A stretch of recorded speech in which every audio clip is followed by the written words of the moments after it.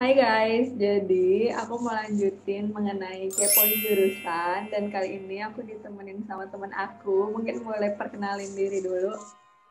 Halo, aku Ripka dari Universitas Udayana 2019, Sastra Inggris. Oke, langsung aja ya kita masuk ke pertanyaan pertama. Oke, Kalau boleh tahu, masuk sastra Inggris Udayana itu lewat jalur apa sih?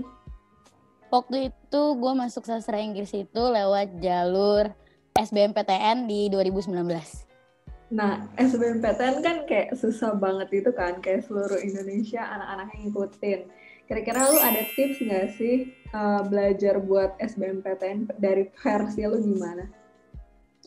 Itu kan soalnya susah ya, kadang tuh di luar sama nalarnya kita Iya kan, gitu benar-benar. kan. Bener kan? Kita nggak tahu dia bahasnya apa, kita belajarnya apa, yang keluar nanti apa kan. Gue sih waktu 2019 itu nggak belajar sama sekali, gue pakai yang udah kita pelajarin aja lah di SMA daripada gue mikir bingung lagi kan. Udahlah, gue bilang ya udahlah, gue pakai apa yang ada aja. Ya udah, kira gue ikut SBMPTN. Yang paling gue kerjain bener-bener itu waktu pas di bahasa sama yang logika-logika tuh pasti gue kerjainnya bener. Kalau udah sisanya hitung-hitungan udah deh terserah, gue udah bilang gue udah males. 5 jam di dalam ruangan, terima kasih gue bilang. Cukup banget gue. Lu ikut, kalau tahun kita kan UTBK-nya tuh 2 kali, lu ikut dua-duanya? Enggak, gue ikut sekali. Yang Sekali? pertama kali itu gue ikut. Yang hari Gila. Sabtu, gue inget banget Ah, itu hari Sabtu. Kita selesai UN, itu gue langsung ikut. ya Udah bener. situ gue terima Lu, kasih banget. lu masih inget gak sih rata-rata lu berapa UTBK? Rata-rata gue berapa ya? 648 kalau nggak salah. Oh, Segituan sih lumayan, lumayan. rata-ratanya. Sumpah itu bagus. Lumayan hokinya lumayan kan? Hoki lumayan. Terus nih, pertanyaan selanjutnya. Apa alasan lu pilih jurusan sastra Inggris dan universitasnya tuh Udayana? Gue milih sastra Inggris itu sebenarnya gue maunya tuh pariwisata, Bon. Gue bener-bener mau pariwisata banget kan, kayak Jalan-jalan. bisa jalan-jalan Iya kan, bener. itu paling enaknya sih. Cuma waktu gue daftar SNMPTN di sekolah nggak dapet nih, nilai gue kurang sama yang lain-lain kan, terus gue langsung kayak ya udah deh nggak apa-apa SBMPTN aja. Tapi di SBMPTN gue nggak mau ambil pariwisata lagi karena range nilainya waktu itu tinggi banget untuk pariwisata, di atas 660-an lah. Udah kayak Wah, nggak bisa nih gila. berarti gue.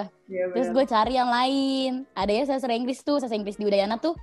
Gue tanya kan, better sih, bagus sih, udah A dia akreditasinya. Oh yaudah, gue bilang gak apa-apa deh, gue daftar situ. Jadi gue milih sastra Betul. Inggris gara-gara itu. Terus kita next ya ke pertanyaan selanjutnya. Kalau masuk sastra Inggris, berarti harus lancar banget nggak sih bahasa Inggrisnya? Kalau lancar banget, karena kita tinggal di Indonesia ya, pasti kita pakai bahasa Indonesia. Gue sih kalau lancar, sampai detik ini gue merasa kalau gue gak lancar sih, belum lancar banget. Cuma gue masih mau belajar terus-terusan sih. Kalau orang-orang bilang sastra Inggris itu harus lancar, menurut gue enggak sih. Yang penting lu mau belajar aja, lu mau praktis terus, itu baru bisa sih. Iya, bener banget. Gue setuju banget nih. Terus, kalau sastra Inggris tuh berarti cuma belajar bahasa Inggris doang atau gimana sih? Awal masuk tuh gue kira cuma belajar bahasa Inggris awal masuk kan. Ternyata begitu gue dapet semester 1 dan di semester 4 ini, itu gue udah dapet 4 bahasa berbeda-beda. Sepanjang gini, bahasa Mandarin, bahasa Jepang, bahasa Perancis, bahasa Indonesia. Sama tuh kita masih dapat kewarganegaraan lagi cuy. Ternyata nggak bahasa Inggris Gila, doang itu. itu sampai bahasa Mandarin, bahasa Perancis. Sumpah gue baru tahu. Iya, Gila. sumpah itu gue dapet itu. Bahasa Perancis saya tuh gue 2 semester. Di semester ini tuh gue ngambil bahasa Mandarin. Bahasa Jepang itu di Oh, semester 1 sama bahasa Indonesia. ada itu nggak kayak Sumpah. hitung-hitungan gitu nggak? Enggak, kalau untuk hitung-hitungan di apa nih sastra Inggris tuh nggak ada. Berarti Sama sekali aman nggak ada. ya. Berarti yang nggak suka Aman. hitung-hitungan bisa masuk nih sastra Inggris. Bisa. Terus, kalau dosen yang ngajar tuh full pakai bahasa Inggris atau enggak sih? Kalau dosen yang bener-bener ngajarnya bener-bener di Inggris banget, kayak wajib, matkul wajib, itu pasti dia ngajarnya pakai bahasa Inggris. Tapi kalau matkul pilihan kayak ya bahasa-bahasa tadi sama kewarganegaraan tuh pasti ngajarnya pakai bahasa Indonesia. Berarti agak serem ya kalau bahasa Inggris full. Bahasa Inggris agak serem. Cuma kalau kita mau nanya, kita nggak ngerti nih sama teori yang dikasih sama dia di hari ini. Kita tanya pakai bahasa Indonesia juga nggak masalah sama mereka. Nanti mereka balasnya pakai bahasa Indonesia lagi. Oh Biar kita iya. ngerti. Kalau nggak pasti ngeblank banget sih. Gue kira tuh kayak Yakin gue. belajar. full bahasa Inggris banget, lu nanya aja harus bahasa Inggris, kan pusing ya. Ada beberapa yang kayak gitu juga. Kalau yang profesor udah pasti biasa kayak gitu. Harus Tapi bahasa Inggris banget. galak gak sih dosennya? Ada yang galak, ada yang enggak, ada yang benar-benar santai banget, ada yang ribet. Dibagi-bagi lah, tergantung. Ya, Oke, kita lanjut ke pertanyaan selanjutnya. Menurut lu, pelajaran tersusah dan tergampang di sastra Inggris tuh apa? Tersusah itu semua yang berhubungan sama writing itu susah. Kenapa susah? Karena itu kita harus peka banget sama grammarnya, simple, past tense, future, dan segala macam. Menurut gue itu paling ribet ya. Kita harus peka banget. Kalau kita nggak peka tuh, beda arti yang kita mau sama yang kita tulis tuh jatuhnya beda. Nanti orang bingung, dosennya bingung, teman-teman kita bingung, nanti nanya ke kita ngejelasin kayak maksud saya tuh gini gitu, jadi ribet, miskomunikasi kan. Dan menurut gue yang gampang, gak gampang juga sih, cuma kayak ya lebih mudah untuk dipahami tuh speaking. Karena yang disebutin sama speaking tuh cuma percaya diri aja kan, confident aja, ngomong aja gitu. Kalau speaking kayak gitu, so far itu sih menurut gue. Oke, kita next ke pertanyaan selanjutnya. Jadwal kuliah jurusan sastra Inggris tuh sibuk gak sih? Kayak lu masih sempet main gak sih? Apalagi kan di Bali nih banyak kayak hiburan lah. Kalau jadwalnya sih, sastra Inggris itu menurut gua jadwal kuliahnya nggak sesibuk yang lain, nggak sepenuh yang lain gitu. Tergantung SKS sih, tapi kalau menurut gue masih bisa tetap main, gue masih bisa tetap nongkrong di sana, walaupun kuliah tuh sore atau nggak ada yang sekalinya pagi banget, sekalinya sore banget sampai jam 9 malam, tapi tetap bisa kok untuk main. Itu lu kayak gitu. Kuliah tiap hari full atau ada liburnya? Tiap hari full, kecuali kalau dosennya tiba-tiba nge-cancel kelas. Udah sih itu. Itu enaknya. Itu enaknya, tapi bete juga kalau udah tiba-tiba gue udah nyampe di kampus nggak jadi kelas kan, gue mikirnya kayak ngapain gue dateng, nggak ada dosennya. Terus itu nggak sih, kan lu sastra Inggris, terus lu di Udayana nih, kayak banyak turis-turis, itu berpengaruh banget nggak sih ke jurusan lu? Pengaruh banget sih, malah di kampus gue kan Fakultas Ilmu Budaya maksudnya ya, di kampus gue tuh banyak banget pertukaran pelajar dari luar negeri sih, wah paling banyak tuh di kampus gue. Iya, setiap hari tuh lu ngeliat bule dari yang bentuknya begini, semuanya ada. Setiap hari tuh pasti ada. Yang ngajar ada yang orang luar juga? Ada yang ngajar tetap ada yang orang luar. Biasanya yang bahasa-bahasa yang di luar bahasa Inggris kayak bahasa Perancis, bahasa Mandarin, bahasa Jepang, itu sampai ada yang ngajar dari luar juga. Kayak gue sekarang dapat bahasa Mandarin, yang ngajar ya dari sananya langsung. Enak banget lah, kayak gitu. Ngerti gitu loh orangnya. Iya. Oke, kita lanjut ke pertanyaan selanjutnya. Biaya hidup di Bali besar nggak sih? Sebenarnya sih sama aja sih ya, kayak biaya hidup di Jakarta ya. Untuk makan dan segala macamnya tergantung lu mau makannya yang se-fancy apa atau makan yang biasa aja, yang penting kenyang kan. Terus kalau untuk nongkrong, di sana sih menurut gua harga kedai-kedai kopi itu jauh lebih murah daripada harga di Jakarta sih. Gue kira malah lebih mahal, soalnya kayak Bali, tempat liburan. Karena di sana banyak yang jual tuh kayak buat temen ke temen, nanti lama-lama jadi rame. Enggak kayak tempat-tempat yang gede gitu. Rata-rata yang jauh lebih banyak dikunjungin di sana tuh kedai kopi yang biasa-biasa aja, bukan kayak Starbucks segala macam, kecuali turis. Mungkin turis lebih suka Starbucks dan segala macam ya. Lebih terkenal lah ya istilahnya. Iya. Terus kalau untuk kita yang anak kuliah sih ya nggak apa-apa, mendingan ke kedai-kedai kopi yang biasa, harganya lebih terjangkau. Kalau biaya kosan gimana? Kosan itu sebenarnya tergantung isinya sih.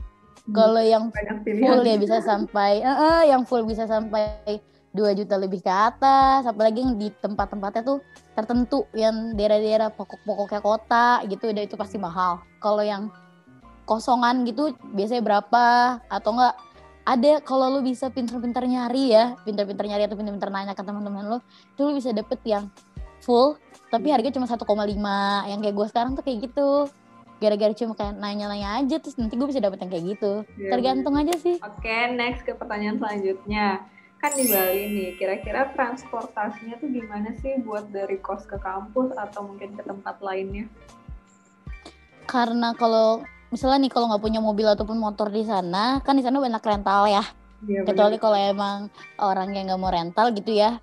pakai Gojek atau segala macam, karena di sana ya yang bikin gue kaget juga, di sana tuh nggak ada sama sekali transportasi umum kayak angkot gitu loh di sini. Oh, di sana nggak ada? Nggak ada, sumpah. Gue Di sana kira tuh nggak ada. Oh my god. Nggak ada, sumpah. Saking Cuma banyaknya rental ya. saking banyaknya rental. Terus kita tuh kalau mau ke kampus yang di Jimbaran itu kan jauh banget dari Denpasar kan, kayak 45 menit sampai sejaman lah gitu kan. Itu kita dapat naik bis yang khusus di sana kayak gitu, dan untuk mahasiswa-mahasiswi itu pasti gratis kalau kita punya kartu. Oh, jadi udah disiapin gitu. dari kampusnya ya? Bisa. Ada disiapin. Oh, Disiapin. mantep Cuma banget. ya capek aja nggak ada angkutan umum di sana. Kalau orang dari luar Bali ke Bali untuk kuliah tuh pasti bingungin transportasi umumnya apa ya. Bingung-bingung, ujung-ujungnya ya Gojek sama Grab aja yang ada. Terus tadi lu bilang kampus Jimbaran. Berarti lu kuliah tuh ada di beberapa kampus yang berbeda gitu? Ada. Udayana tuh punya 3 kampus yang berbeda di Bali. 3 titik yang berbeda. Yang pertama itu yang pusatnya itu di Jimbaran. Jauh, pokoknya jauh banget. Yang kedua itu ada di Denpasar. Denpasar tuh daerah gua, satu lagi tuh di Sudirman. Jadi cuma kalau di yang gue ke yang Sudirman itu deket, jaraknya nggak terlalu jauh, kayak jalan kaki bisa, naik motor paling cuma berapa menit sih, 10 menit, 5 menit lah, deket kayak lah gitu. ya. Tapi kalau emang ke Jimbaran tuh emang kita paling malas kesana karena jauhnya. Berarti nggak karuan. lu kuliah bener-bener di 3 titik itu? Enggak, untuk sekarang sih karena kita online juga ya. Oh iya. Gue kuliah di gue kuliah di Denpasar sejauh ini ya, dari semester 1 sampai semester kemarin gue kuliah di Denpasar, nggak kesana-sana. Gue kira benar-benar dapat di 3-tiganya kan pusing ya, kosan jauh, naik angkutan umumnya agak ribet. Kira-kira dari lu ada yang mau ditambahin nggak? Apa ya yang gue tambahin ya? Ini sih persepsi orang tentang sastra Inggris tuh pasti dibilangnya susah, rata-rata yang gue terima sampai detik itu dibilangnya susah ya. Menurut gue sih gak ada kata susah kalau lu ngerti basicnya sih, kayak gitu. Gak usah pinter, gak usah lancar bahasa Inggris, yang penting lu tahu basicnya aja, lu pasti ngerti apa yang diomongin sama dosen. Karena dosen itu pasti mereka ngejelasin pakai bahasa yang common, bahasa yang biasa kita denger. Iya benar. Gak sesusah-susah bahasanya yang ribet-ribet gitu, enggak. Mereka gak bakal pakai yang kayak gitu. Bahasa sastra Inggris menurut gue gampang dan gak terlalu capek. Gak terlalu capek. Sastra Inggris tuh gak terlalu capek sebenarnya. Sih? Iya, itu sastra Inggris menurut gue kayak gitu. Kalau masuk sastra Inggris, masuk aja, gak usah takut. Gak usah takut lu gak tahu gimana-gimana, gak usah, sumpah. Belajar, sama-sama belajar aja. Iya benar banget. Jadi guys, tadi aku lupa bikin penutupan bareng Ripka. Jadi aku bakal penutupannya sendiri. Langsung aja. Makasih banget yang udah nonton video ini. Semoga video ini bisa bermanfaat, bisa menjadi gambaran buat kalian mengenai jurusan sastra Inggris dan Universitas Udayana. Kalau kalian suka sama videonya, jangan lupa di like, comment, dan subscribe.